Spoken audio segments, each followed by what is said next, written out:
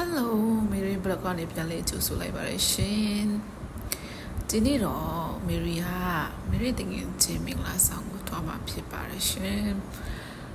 မေရီနေရာနေပြီးတော့တနာရီလောက်ကိုရထားနဲ့တွားရတာပေါ့နော်အဲ့တော့နည်းတော့ဝေးပါတယ်ဘရောမင်္ဂလာဆောင်ပွဲကိုရောက်ပါပြီလူတွေအများကြီးတော့ရောက်နေကြပြီစီစဉ်ကတော့စနေပြီပေါ့နော်မေရီတို့နိုင်နောက်ချသွားတယ်ပေါ့နော်ဒီဆောင်တာဘုရားအားဖြင့်ကားရော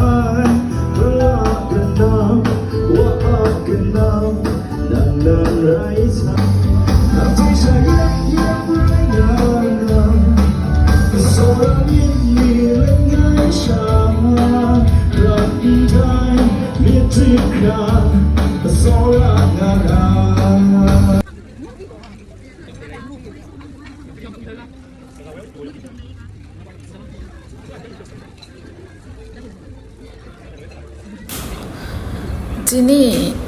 ဒီတို့သားနဲ့တို့သမီးရနေပြီးတော့ကျွေးမွေးတဲ့စားတောင်းလဲအရန်စားကောင်းပါတယ်အရန်ကျေးဇူးတင်ပါတယ်လို့ဒီအိမ်ထောင်တစ်ပေါ်မှာလည်းဖျားလေးခင်ကောင်းကြည့်ပေးပါစေတာရတဲ့အိမ်ထောင်ဖြစ်ပါစေလို့မိတို့ရဆုတောင်းပေးလိုက်ပါတယ်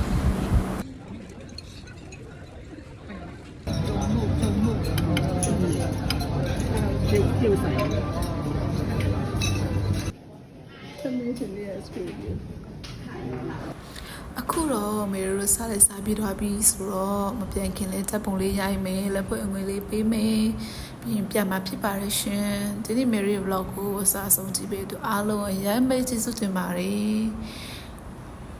နောက်ဗီဒီယိုမှာပြန်ဆုံကြအောင်နော် bye bye